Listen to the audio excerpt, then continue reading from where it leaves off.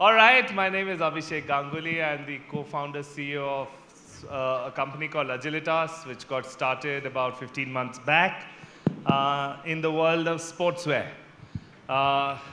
Thanks for having us. The topic that has been given to us, not by our choice, but I think it's quite relevant, is about how is quick commerce changing patterns and disrupting the fashion industry. Or is it already? If not, will it? Before I get into the discussion, I would really ask this enriched, esteemed panel to just quickly share, about themselves, like 2-3 sentences about themselves. Hi, my name is Shishir. I work with Arvind Fashions and I take care of the digital business. And happy to be here discussing with this panel. Hi, I'm Rakesh. I work for Flipkart. I had the men's business there. I worked with multiple companies like Reliance, Arvind Fashions, and Raymond before. So yeah, pretty much mostly experienced in fashion. Hey, I'm Astha. I lead the lifestyle business at Zepto. I was a part of Myntra before and have worked with Asian Paints also in my previous stint. Looking forward to this discussion today. Hi, I'm Abhinav. I'm the co-founder and CEO of a company known as Brand Concepts. We deal in fashion, bags, and accessories as a licensing model, and we represent certain international brands like Tommy Hilfiger, Benetton, Aeropostale, Juicy Couture. Look forward to having a great interaction. Hi, this is Nihal. I'm CMO with Page Industries with Speedo and Jockey. Been in industry for about 23 years across various roles. Looking forward for a discussion here. All right, so before we get to quick commerce, I would like to ask all of you to tell us, like some of you have been from e-commerce platforms.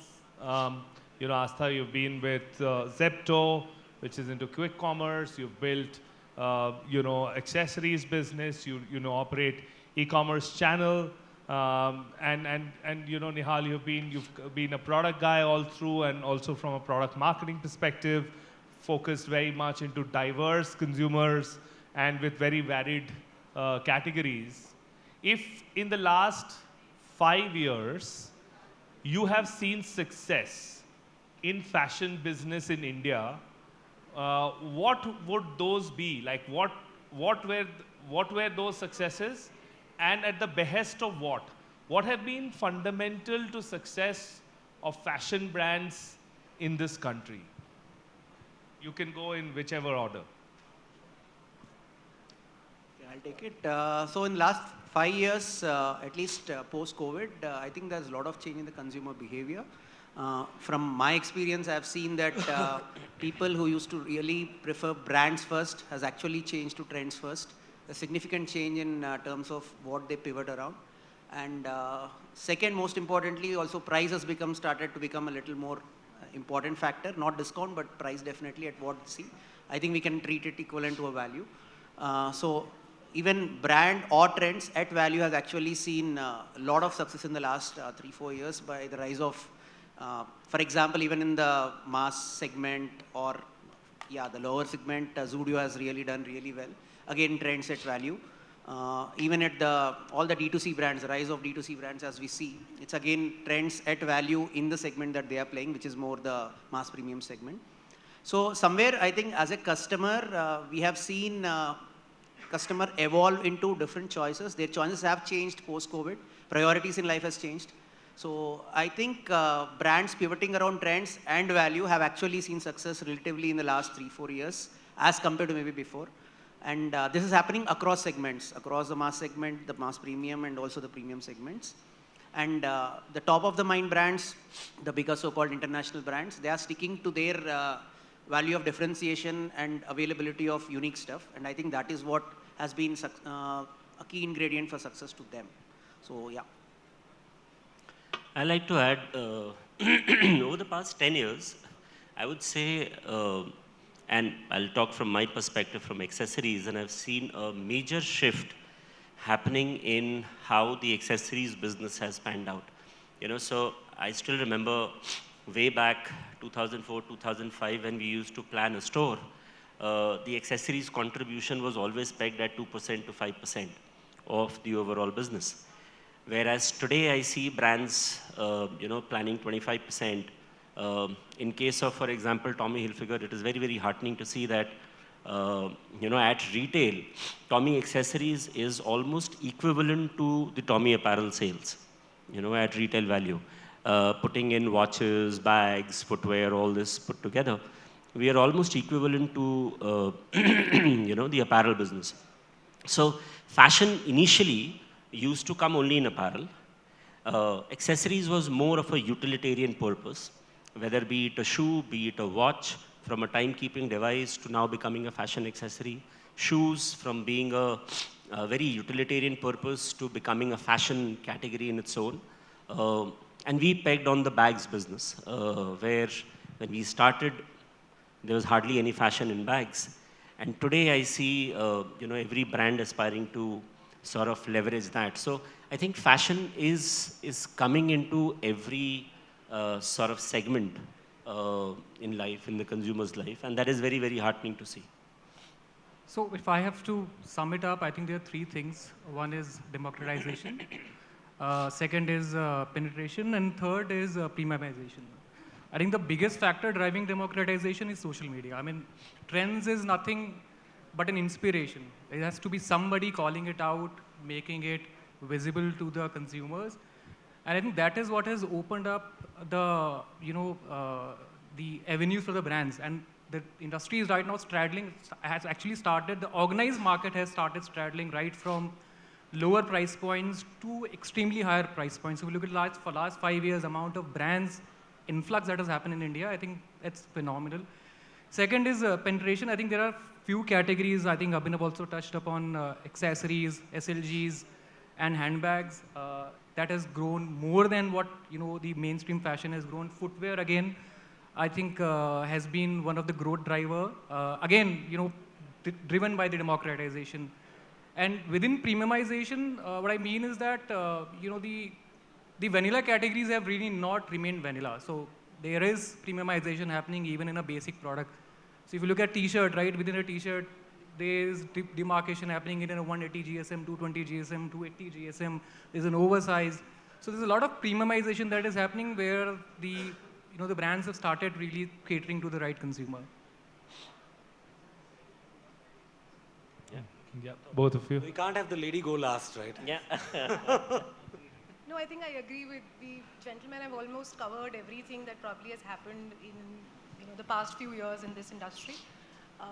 There is no particular trend that's standing out. I think there is consumption uptick across, whether it is value, whether it is premium, D2C labels, national brands, international brands, price points. I think that's a very encouraging trend for us also going forward, whether it's offline, e-com, quick com. So yeah, I think quite interesting journey so far.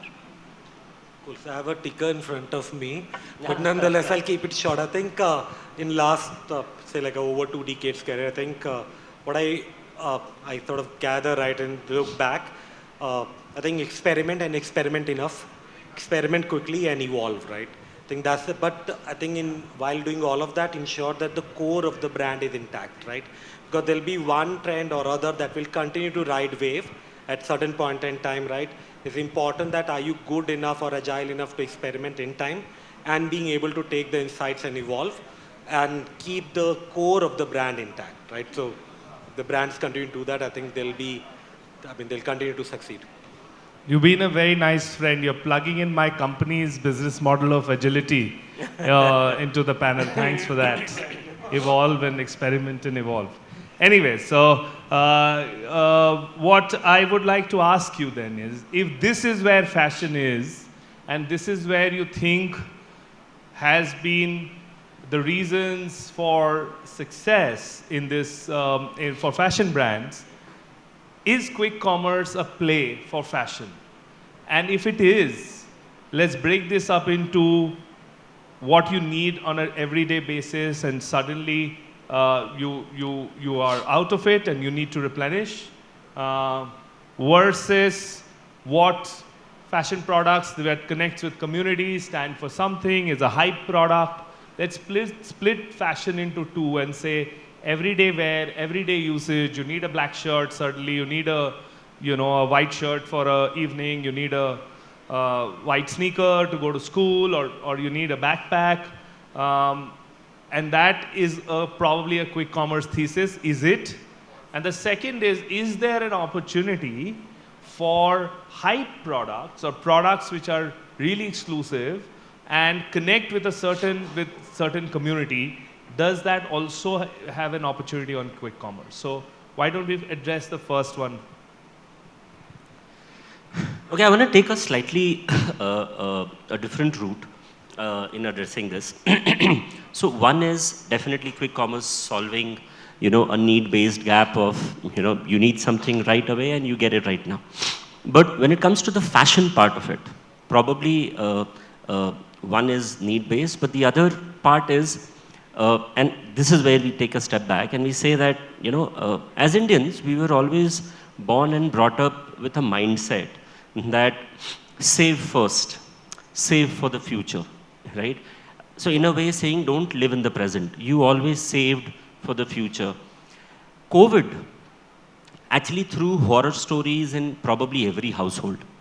And suddenly the masses started realizing, or the next generation started realizing, whom do we save it for, right? So carpe diem, live today, live now. That's a mindset shift, which I personally feel is happening in India, which is leading from a population-based economy to a consumption-based economy, which is how the West have always been. They need something today, right now. That's a mindset, right? And this is where quick commerce today, I find that it'll have that relevance in fashion, saying the consumer today feels, I need it today. I don't care what money, not money, saving, think. No, I don't need to think. I want a t-shirt to be worn for tonight's party that I'm going. I want an oversized t-shirt to be worn tonight. Can it get delivered to my house immediately? Why not? So I think that more from that need-based and against all those odds, there's also a mindset shift which is happening in the consumers. This is what how I see it. And I'm going to ask Asta and Rakesh a different question. But before that, both of you, Shishir and Nihal, what do you feel about this? Is quick commerce a use case for fashion? I think there are two myths that will get broken in some time for sure. One is that quick commerce is only core. Second is that quick commerce is only lower price. If I just break this into a 2x2, one metric, one, let's say, vector is speed, the other vector is occasion. All the categories will keep on revolving. So there is a big play of topicality. And I'm sure if quick commerce can sell gold coins worth, 30,000, 40,000, 60,000, it proves the point that, that matrix where the consumer needs faster speed, basically product, really in 10 minutes, and there is an occasion for it. I think that's where the brands or the suppliers have to start playing the game as well. Start looking at categories from a topicality standpoint rather than just saying, there's a core business. Or it's impossible to sell things at a premium price or, or a higher ASP on quick commerce. So I agree, I think largely, right? But I think the only thing that I'll add there, I think, is that it's a consumer behavior change. Right? If that is changing, like it or not, everything else around will change too. So fashion will have to change, adopt. What part of it, how do you sort of play it, topicality or not, right? All of that. But it's a consumer behavior change, and the mindset change will impact across category. Okay, I will ask you more specific questions and very brief responses because I have quite a few to ask. Supply chain for quick commerce with fashion. We all know there's reverse logistics because people will try, return. Is Zepto ready for that? So I think very interesting what we have observed so far in the last few months. Can you guys hear her? Am I audible? Maybe. Okay. So returns is definitely one part which Abhishek mentioned. I think apart from that, what is happening right now is there is a lot of inventory which is forward deployed. So instead of it being aggregated at probably a cluster level or a region level, right now you have 4 superstores in East Bangalore, 5 superstores in North Bangalore, etc. Hence, the supply chain has to be supremely agile for it to be actually holding a certain specific quantum of inventory and to be extremely high on agility on That was my replenishment. next question, by the way. My Okay. first question is reverse logistics. Forget whether it is the same number of dark stores or a bit more, centralized. Sure. Is Zepto ready for reverse logistics? Yes. So again, I would break this down into 2 parts. The biggest reason for returns is probably what I've also seen in Myntra previously. A is RTO. The customer is not available at home and the returns happen. That use case completely gets nullified in a quick com scenario. You order now, you get it in 20 minutes. There is a very little chance that you are not at home by the time the delivery guy comes. Second, I ordered for 4 different brands of kurtas. I will wear what I received the earliest and I will return the rest, right? That's again a use case that's not there in quick com. So we are pretty confident on sort of mitigating the returns problem that is quite rampant in e-com right now. And to answer your question, yes, we are ready. We recently went live with an AB also. We are trying to test multiple use cases. Of course, we are confident that the returns will be very low as compared to e-com. And at the same time, we are experimenting with multiple models. For example, try and buy is one such model.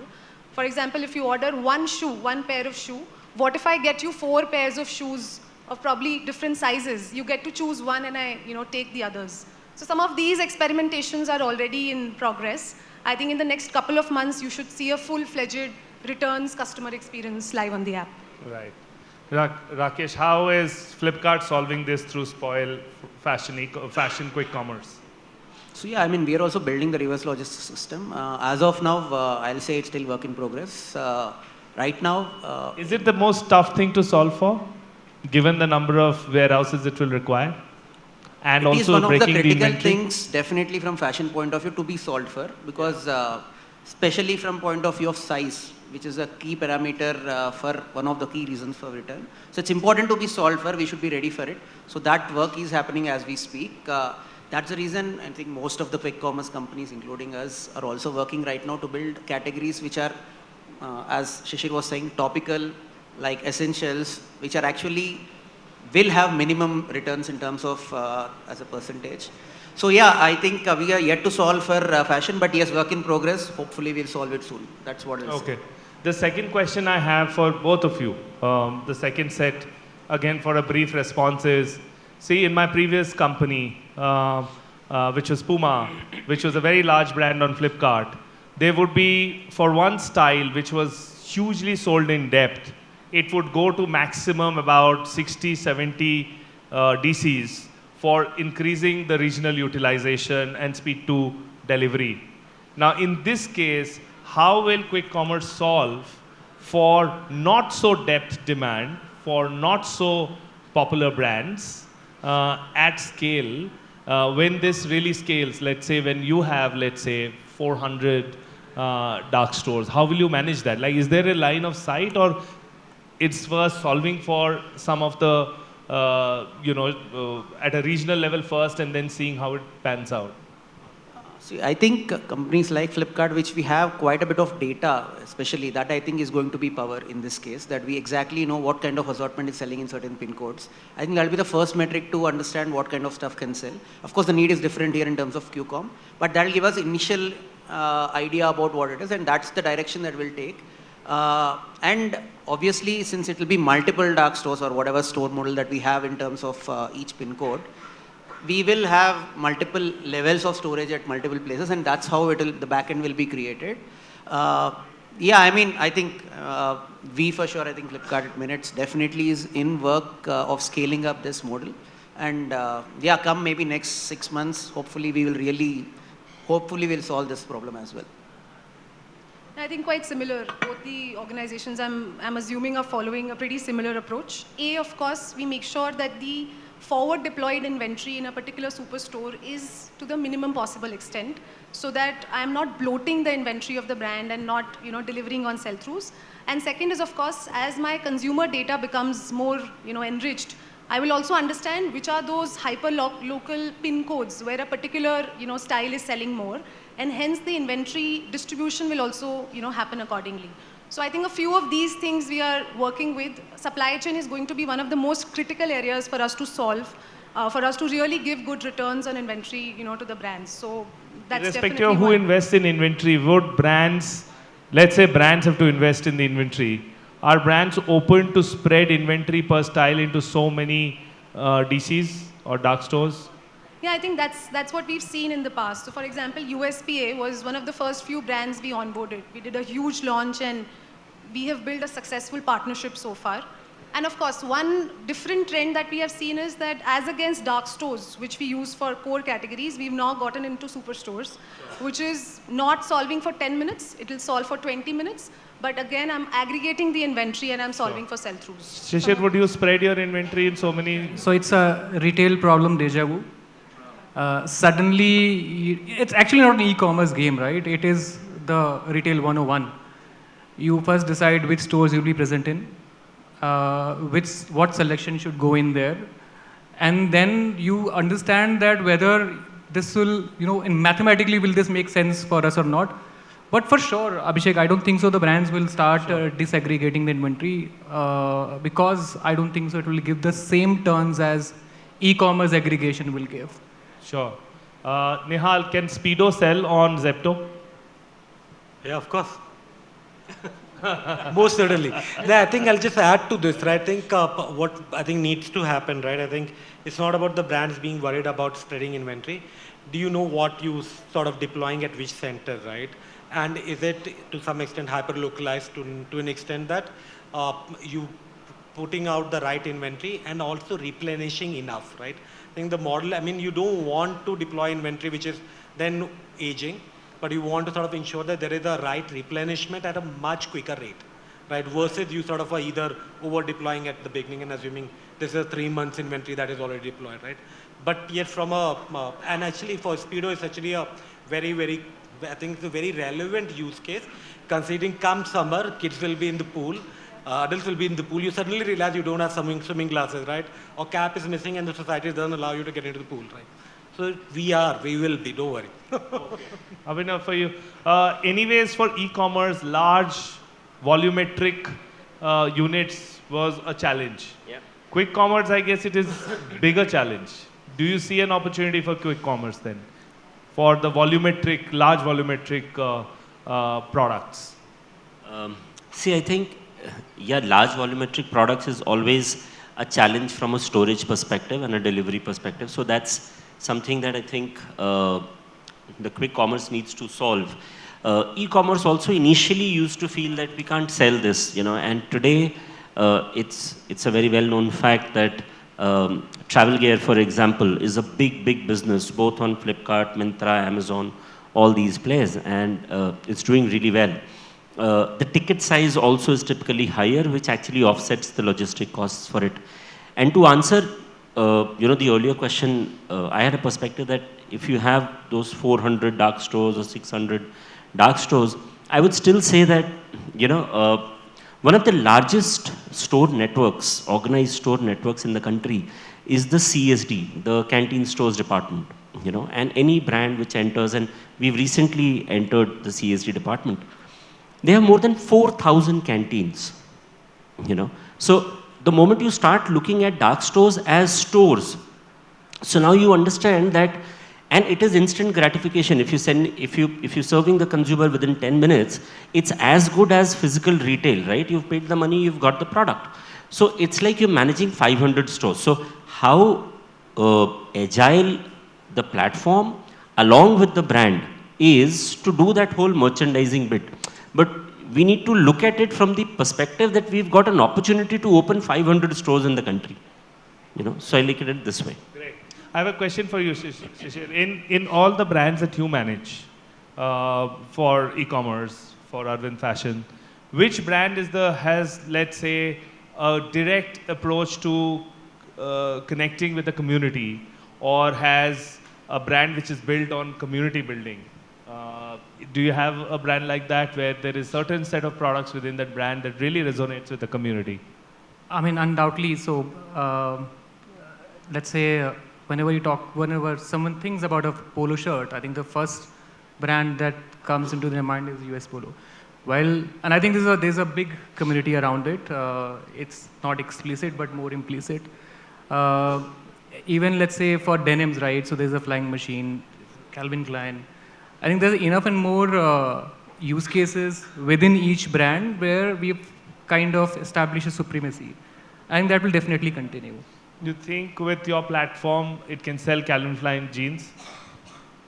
We should test it out, to be very honest. But one thing that we have seen, at least initially, is that price might not be the main lever in QCom as against maybe an e-com. Of course, price parity might be, but price definitely not. It's actually more convenience. You really need to work on speed to solve the need that is there, which is the way to solve it rather than, of course, at value, which always is the preference for a customer. And Asta, if there is a launch of a sneaker which is connecting with the community, I'm giving you a use case, real use case that's going to come. And there is a demand pull that is generated through right kind of creators, collaborators on it.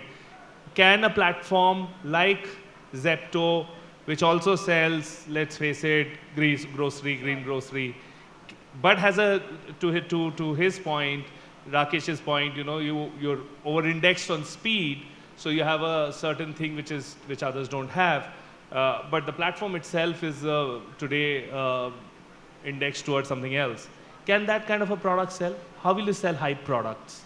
Well, I think it's quite possible. I don't know if you got a chance to see some of the brand films that we have done in the past. So for example, the entire National Miles campaign that went live in the month of December, it was a huge success. In fact, since we saw success in the first 2 days of launch, we actually introduced hoardings across the city. And we were also introducing something like a banter between an Astro Talk and a Manevar when we did a Manevar film. So some of those user-generated content, some of those interesting influencer-led content, or some agile content creation is something that I would probably give full credits to my marketing team for. So I am extremely confident on building some of those use cases. And do you see the way in which already launched fashion, the way people are searching and discovering product is very different from how it was for you in Myntra? I would not say that. While in Myntra, of course, it was a browse-heavy platform, and the customer usually looks at about 5 to 6 PDPs before making one, choice. However, still, most of Myntra's revenue is also coming from searches, right? That's the real proof of the pudding, and that's exactly what we are also aiming at. While we will not be a browse-heavy platform, but we are trying to up our game for the customer experience with regards to the PDP, the sort, the filter, etc. Some of the things that are not live on the platform right now. And of course, we are geared towards a high search-led platform. That's the plan. Yeah, so I have one, unless you have... No, you said we'll change some of the rules, right? I have a question for you, right? So just like, what do you think, right, especially, right, when there is huge emergence of D2C brands, right? A lot of these brands do not necessarily today have a platform that helps them connect with quick commerce, right? Do you see an opportunity for a platform to provide that service to emerging D2C? Because again, we're looking at consumer behavior change, but if there are new brands, right, they sort of want to get to that, they have a great product, may not necessarily the logistics, right, to sort of service that product that quickly. Is there a platform or opportunity for a platform to onboard D2C? You're saying a separate fashion platform for... Or no, not fashion, maybe, I don't know, maybe Zepto, right? Yeah, I really see...